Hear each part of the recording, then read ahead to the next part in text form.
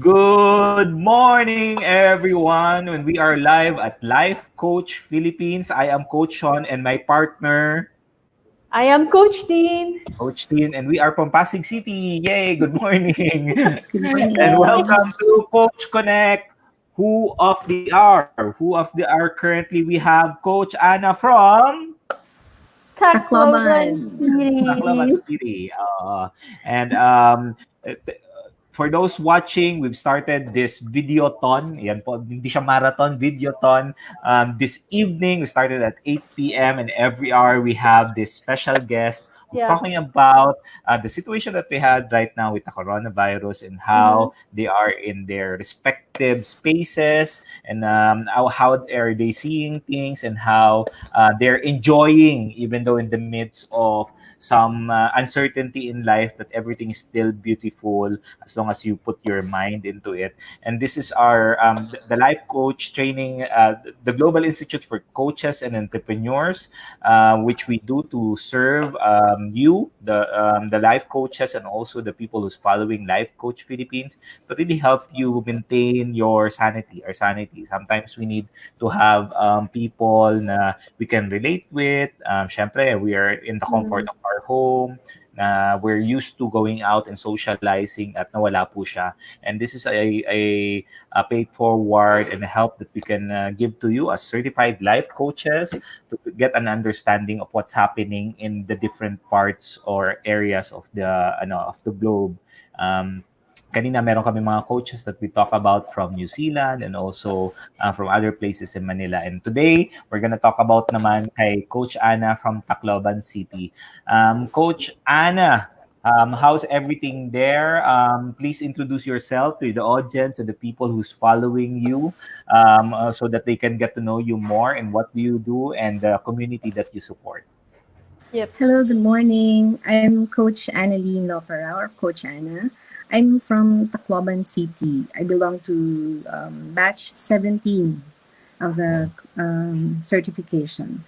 And I'm a consultant for HR here in one of the schools here in Tacloban. I also teach.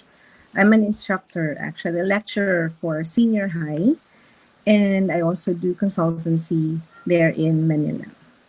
Wow. So the who. The hope. The Yeah. hope. Well, here in Uh, Tacloban, our situation right now, we are on quarantine. mm, Before, our city's on enhanced community quarantine as well, like Manila. But even before Mm. it started, because we came from Manila, we arrived last week, just mm, before, we arrived The Saturday, just announcement. before nag-close nagkaroon ng travel restrictions.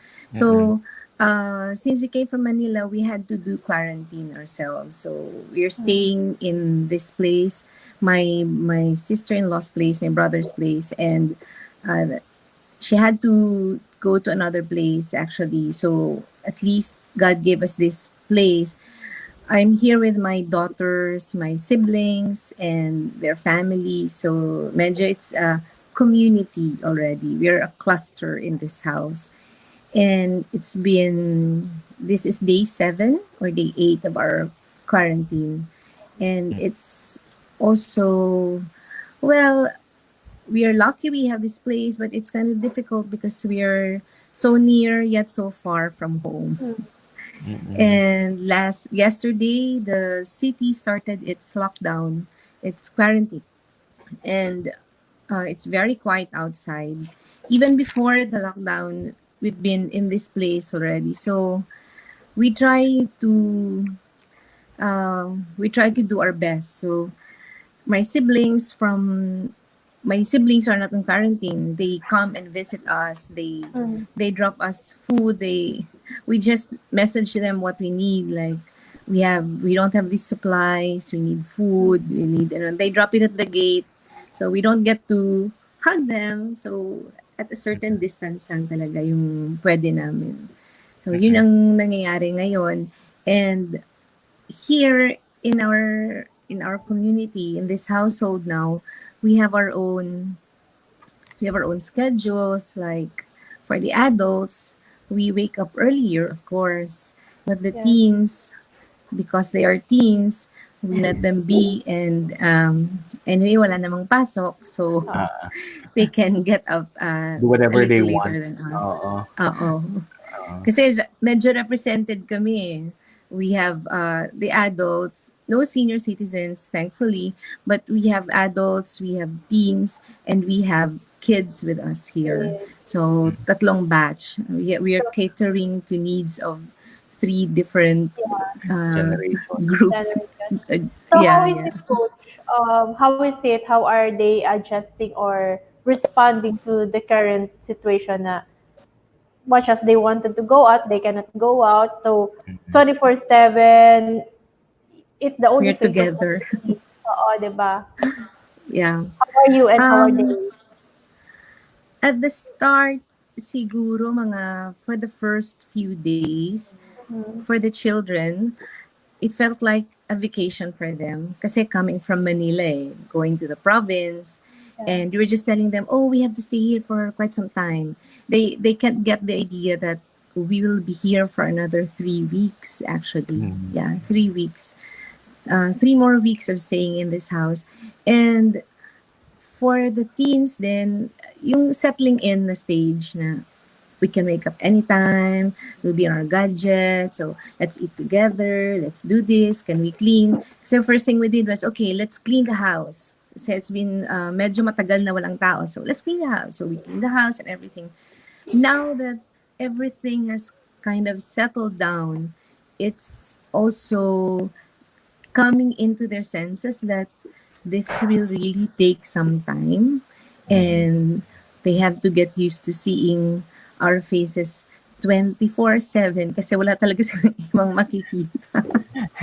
No choice eh, di ba? Parang kahit Yeah. nagbi-video call and everything, um, this is a smaller place in our house. So, at least kasi sa bahay talaga namin, pwede kang magtago. Eh dito talagang wala kang Wala. matataguan na matatawa, maririnig mo isang tawag lang eh. Madidinig na. Kahit nasa kwarto ka, maririnig ka kaagad. So, no, my daughter had her birthday the other day, and Mm. I said, we have to, let's make the best out of the Yeah. circumstances now. So at least may ano pa naman, food panda, yung gano'n na Yeah. may stock Delivery pa. dito ng pasta, let's cook, let's do all this. So medyo na happy naman and everything. And we tried to explain to them. So when the lockdown started yesterday, because I was telling them na, oh, after 2 weeks, kasi 14 days lang naman ang Yeah. quarantine. Mm. So after 2 weeks, we can go home. And now the city had this quarantine, so definitely we cannot go Wala. home yet. Yeah. Extended. Mm. Oo. One of my daughters, she has depression kasi. So she was saying, Mhm. oh, you know what starts, sometimes my anxiety begins when Mhm. Mm. I see Nawala si Coach Anna. Coach Hannah? Coach Okay. Anna, can you try to reconnect? Yeah. Let's wait for her. I think one of the biggest challenges right now is ano no really given an opportunity for people to transition no coach din, especially Yeah. kung galing sila dun sa normal routine nila where everything is structured already for people working in a corporate, tapos for the students na pagising nila ganito nang gagawin nila and so on, and coming from a space where hindi ka masyado makagalaw physically, hindi ka na maka-ano, and then you need to figure out how you're gonna structure your day. And coming, ano, Coach Tin, yung reflection mo from when we started tonight at 8 p.m. up until our last speaker, our guest, on what's happening. How do you feel about yung ano nila, yung mga sharings nila? I think to sum it up, we are still able to get the positive out of the negative that's happening. Mm. It points back to going back to our actually it's strengthening our spiritual level, and then going back to the family, Yeah. really getting the time on where we really spend it. Mm. Instead, parang we were able to get the sense of where to really spend our time now. Yes, ayun. Yan, nawala Nasaan ulit si si Coach Coach Ana? Ana. Coach Nawala Ana? siya ulit. Wala siya uli. Antayin natin. Ano ata And yung signal ni Coach Ana eh. and yun yung importante, no, is to really take a look at it on a different perspective where even though people got disrupted with their Sorry, wait. routines, at hindi sila makalabas, there's still the beauty of strengthening the relationships at home and how you can take advantage of the time na nasa bahay ka lang and you can see your Yeah. children, you can see your parents. Although pag minsan parang nagkakapalitan na kayo ng mga muka kasi maliliit lang yung mga bahay. But still, I think yung challenge dyan for all of the people who's watching, you're using the time. Ayun, Coach Ana, can you hear us? No, Coach. Coach Can you Ana, hear can us, you hear Coach? us?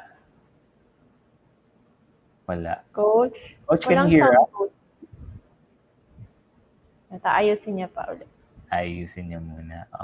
We're just experiencing some technical difficulties Technical difficulties. sa data. Coach, can you hear us? Walang marinig si Coach Ana. Wala. We can't hear you.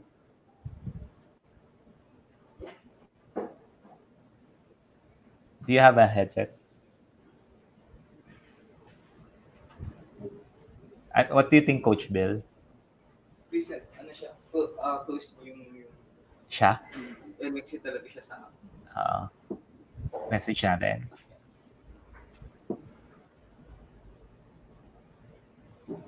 Si Coach Bilatang kaya mag-message sa kanya. Wala akong option sa... Hindi, wait lang. Kasama ba siya sa private chat? Yeah, next one. Ayan, we're just fixing the date, the connection from Coach Anne so that it can be fixed.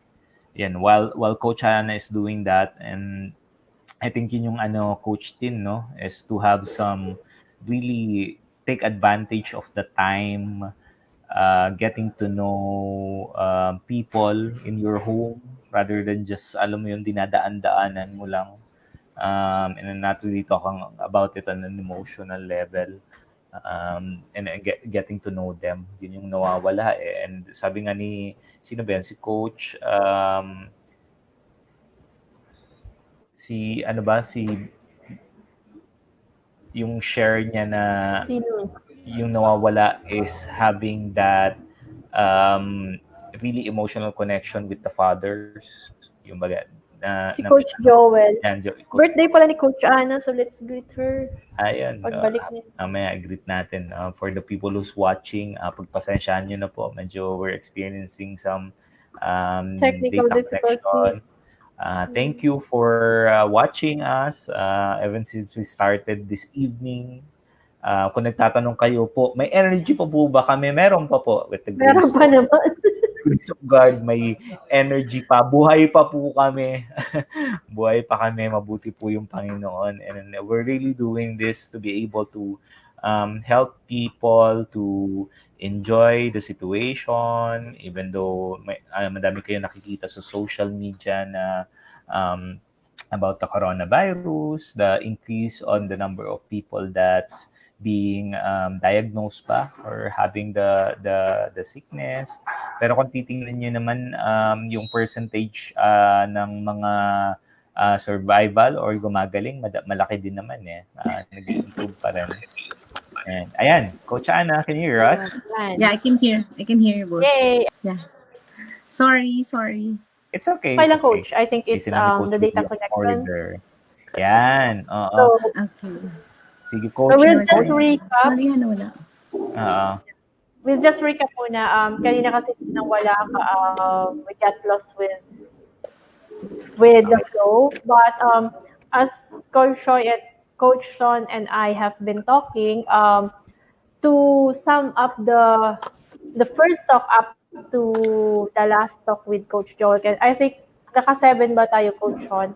Oo, 7 natin. We're able to see that there's something good coming out of this situation that situation. we have right Mm, now with the COVID-19. It brings back the connection with families, our connection with God, and the awareness of where we can spend our time because in any moment we can be gone. So, yun. By the way, Coach Anna, happy birthday. To happy my daughter. birthday! Adult Yeah, mo to the ngayon. daughter.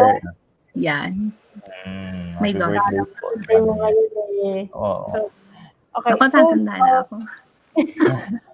age is just a number, Coach. Anyway, Coach, balik tayo dun sa tanong kanina.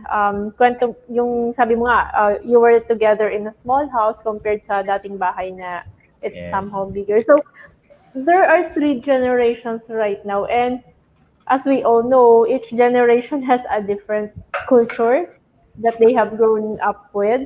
So, how is it Yes. adjusting to each one, and how do you think life coaching has helped you to handle them? Okay. We start with the kids. Kasi sila yung, they wake up early.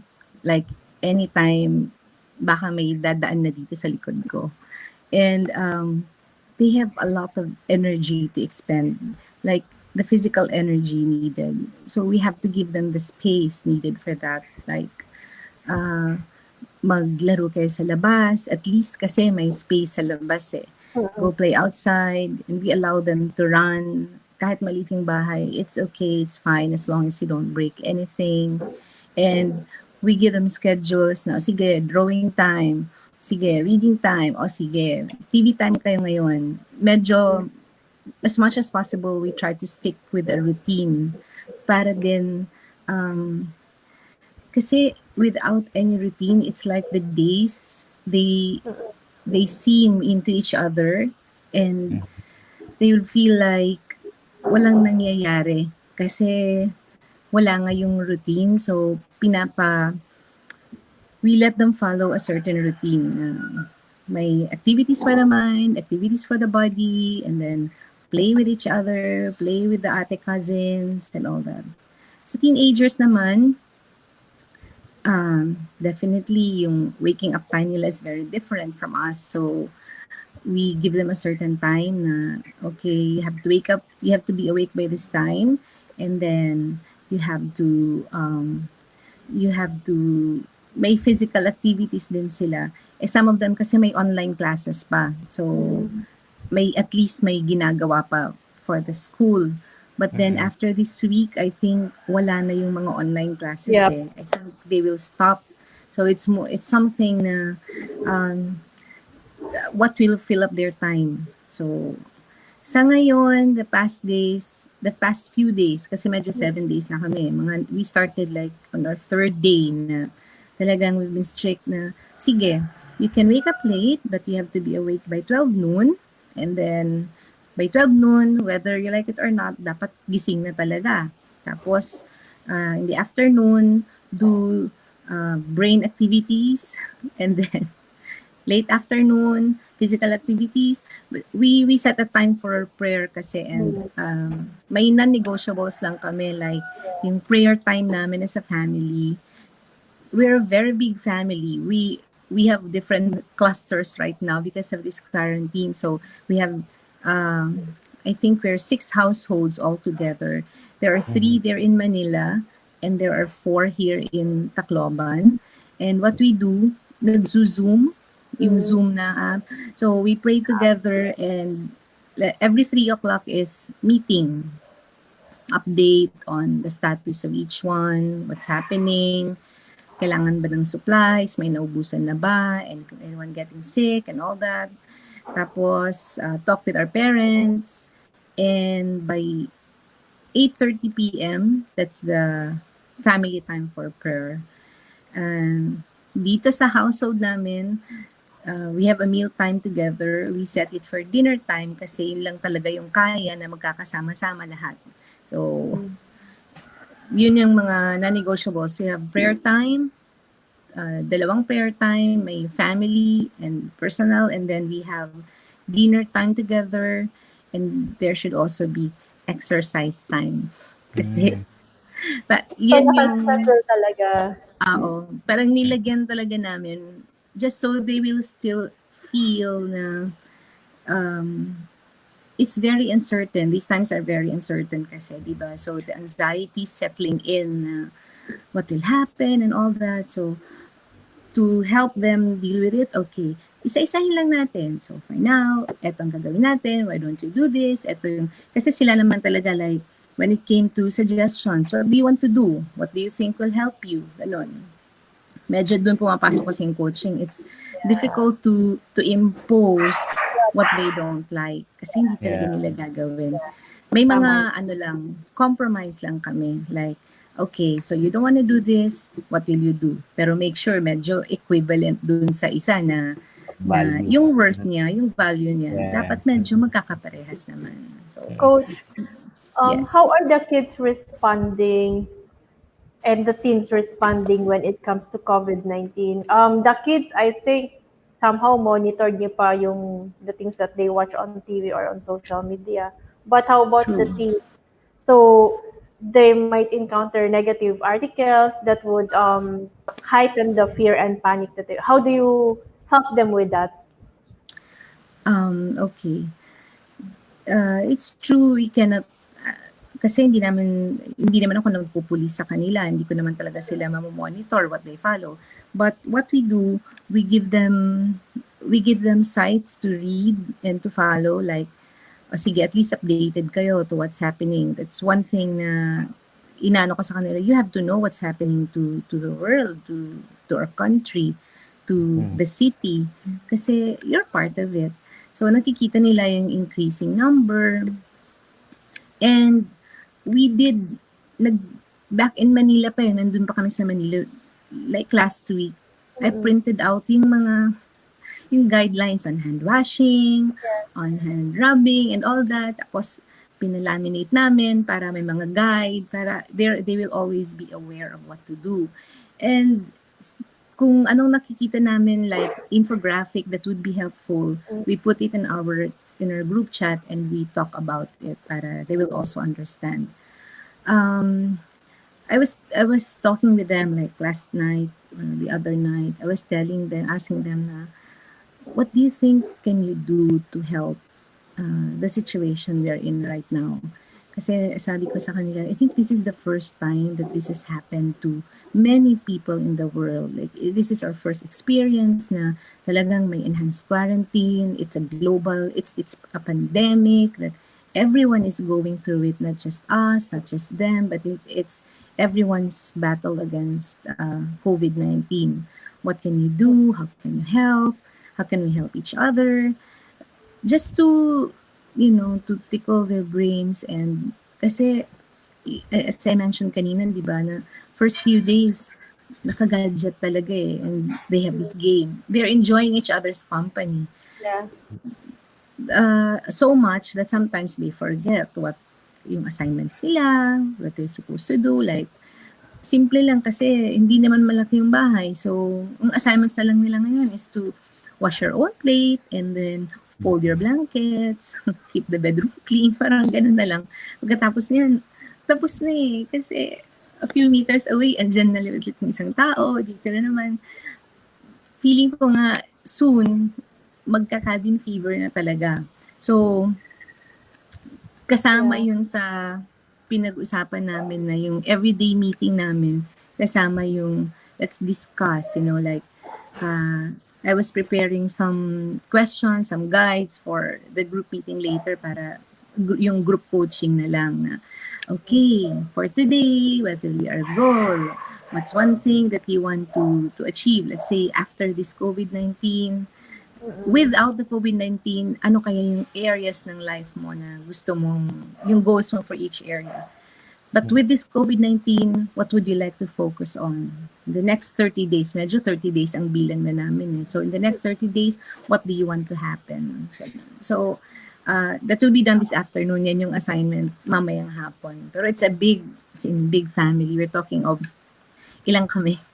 Kasama yung mga asawa, siguro abot kami ng mga 30. So it's a Wow. meeting talaga. Company meeting kami.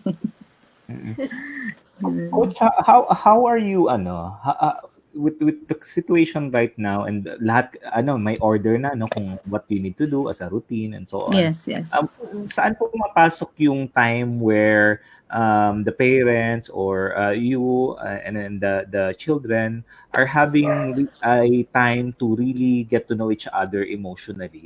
Yung bang one-on-one conversation. Saan niyo pinapasok yung discussion na yun? Ako ay with my daughters kasi at nighttime o kaya Mm.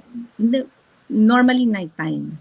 Nice. Before, when they go to the room, when Mm. they're about to sleep, I wake up. So, I talk to them. I ask them what happened. What did you watch? So, did you enjoy? Did you learn anything? Did you talk about Mm. it? Ganyan, ganyan. Mm. The other teens, kasi they're my nieces. So, sometimes I medyo hindi pa ako ganun ka into that level with them, but it's my daughters who really talk to them about it. So what happens is what I share with my daughters, parang nag-group sharing na lang sila na maybe this is what we can do, this ganyan. So parang cascading down to them yung nangyayari. Pero I do make it a point. My husband kasi is in Manila because of work. So isa pa yan na siguro, well, it's making us anxious. It's making anxious sometimes, but every day we do the call na we have to check on each other, and then reminders about having keeping yourself clean, make sure when you enter the house, wala kang dinadalang gamit from outside and all that. And we do video calls together. Kami ng the nuclear family. Na we have to check on each other emotionally, and so my husband also does that with my girls.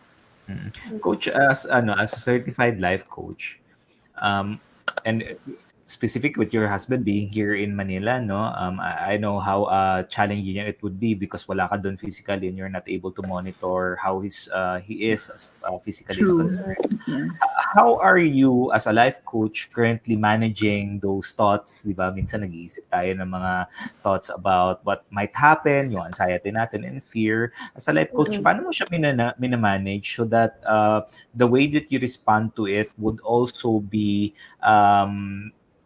positive for your children, especially mirroring kasi yung mga bata, di ba? What the kids see in us, they follow as well or they mirror up until such time that they can decide on their own. Paano siya manage para yung mental sanity mo would be on a perspective na okay, sige, the situation is not good but there's always a positive in it. Paano mo pinaprocess yung sarili mo? So I think getting borrowing your words of mirroring, it makes me more aware kasi na what they see in me, they will follow. So as much as possible, I try to be positive about this kahit na medyo hindi ganun ka-positive yung outlook. Pero what ako mentally ang iniisip ko lang, there will be sunshine after this. And this too shall pass.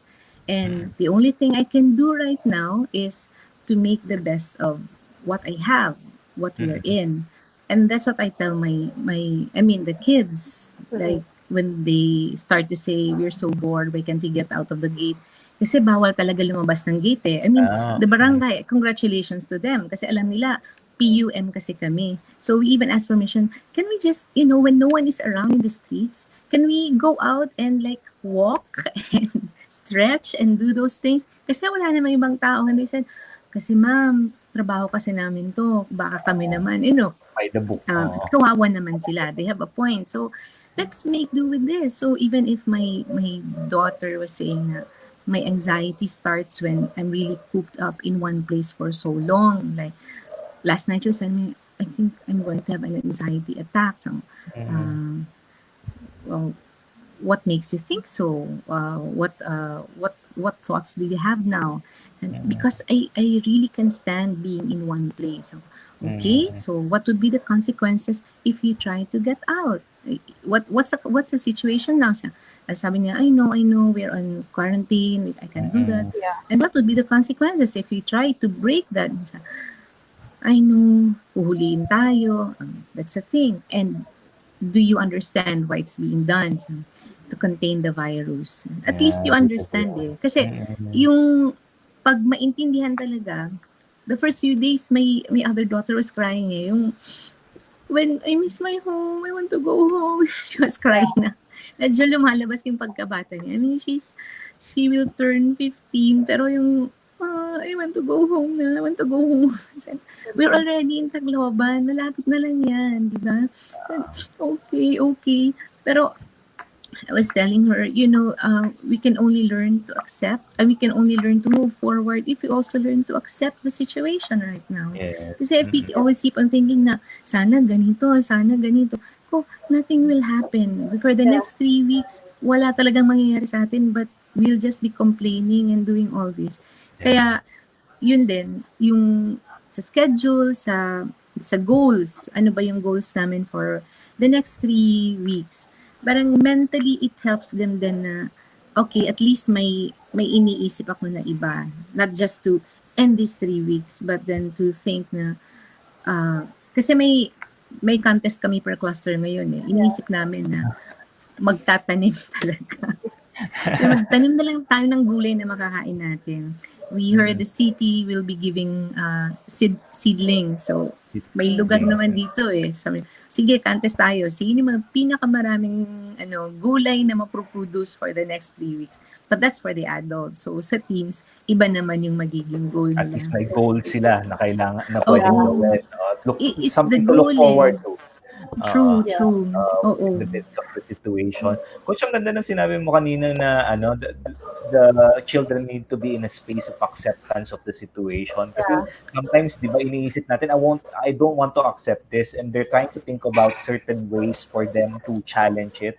Pero pag True. na-accept na, mas nagfo-flow tuloy-tuloy siya. And I think that's beautiful of what you're doing, especially as a certified life coach. Is kino-coaching mo sila, you're asking these questions for them to process themselves, which is beautiful.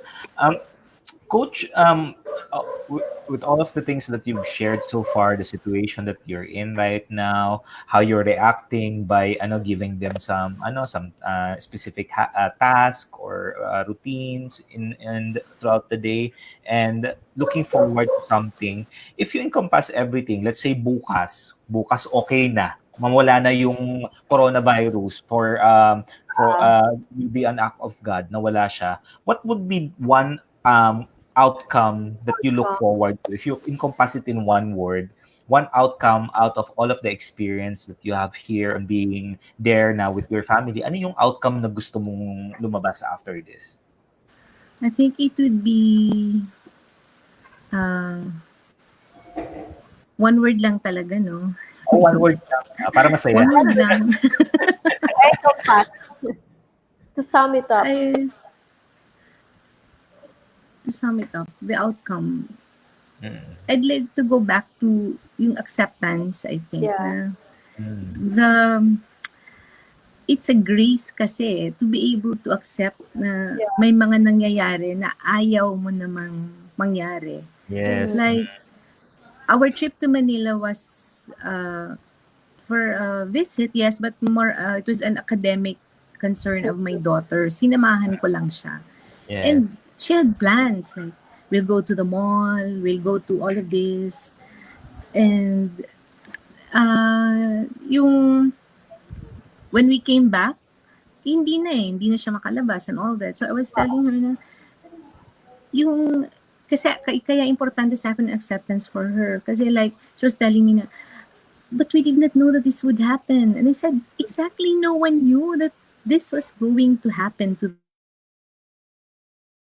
Manila, it was going to happen to Tacloban.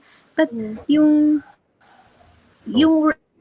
exchange naman that we're able to go there, you spend time with the family. We were together as a family in Manila. So we came home, hindi na wala si Papa, pero at the same time, na-enjoy mo naman yung time doon. So now, we are at this point na we learn to accept and then we move forward from it. But at the end of this, yung acceptance na there are things that we cannot control, but we can always do the best with what is there. At key point ko lang also is that it's not always the physical health kasi nga yung mga pinace naman namin, yung mga how to wash hands, how to and all that, it's all more on the physical. Pero I was Mm-mm. telling them na it's really very important to take care also of our mental health. All of Yeah. this actually is also Yeah. real about mental Yes. health. The cabin fever settling in, the the anxiety settling in, the fear of the uncertain and everything. So it's sometimes naunahan na kasi sa takot na what Yes. we Mm. read. Yeah. Yung sinasabi niyo kanina na how do we manage those fears na medyo hindi naman sila ganun katakot. Yeah. They're not that afraid They're that not Pero may during really. that iniisip kasi coronavirus. paulit-ulit. Mm. So, sige. Sorry, Coach Sean. May sinabi ka ba, Coach Sean? Ano kasi pag, Oo. pag ulit-ulit na ano iniisip nila na negative even it's small thing, ano yun siya eh. Uh, Wala akong Hindi siya marinig. nakakatulong. Sorry. I didn't Sige. hear. Coach Sean says na pag paulit-ulit, the narratives in our mind, if it's negative and we have it repeatedly, hindi talaga, it's not gonna help us. So, there are really things that we cannot control. What we really have to do is have that acceptance, the grace of acceptance, to be able to move on. At the end of the day, we really don't know what's gonna happen to us tomorrow, True. but having the courage to go on and face what life brings us and seeing the beauty out of what is happening now, like bringing back the connection, going back to the goals that we have, is something that we can really look forward to. That after this has passed, we have something now that would change the direction of our life for us to be better in the True. days to That's come. you're right. So thank you so much, Coach Anna. We have a lot You're of things welcome. we got from you, and to all the parents out there, to everyone watching. If you have any challenges that it's keeping you burdened or it's so hard for you, you can reach out to Life Coach Philippines. You can also reach out to Coach Anna, Coach Sean, and Coach Teen. That's our pages. Um, we handle parenting, relationship, and for any issues with keeping your sanity, we also have Coach Candy with us. So we have a lot of coaches that we can connect you with. We also offer free assessment if you just need someone to talk it out with you for you to be able to unburden. So thank you, Coach Anna. Thank you for You're staying welcome. with Thank you us. then, Coach Tin and Coach And Sean. it's nice Thank meeting you you. online, but I do hope we could meet personally, maybe in our Lead to Yes. Love conference this April 22 to 25. Hope to see you there. Details, we will be forwarding details. We're just hoping and praying that this COVID-19 is soon gonna end. So, yep, Coach Son. Prayers. Coach Son, do you Okay. want to say it again? Bye, Coach Bye, Sean. Coach Anna. I think Thank I we're can good. hear you. Thank Coach you. Sean. Bye-bye. Uh, Thank you. Thank you.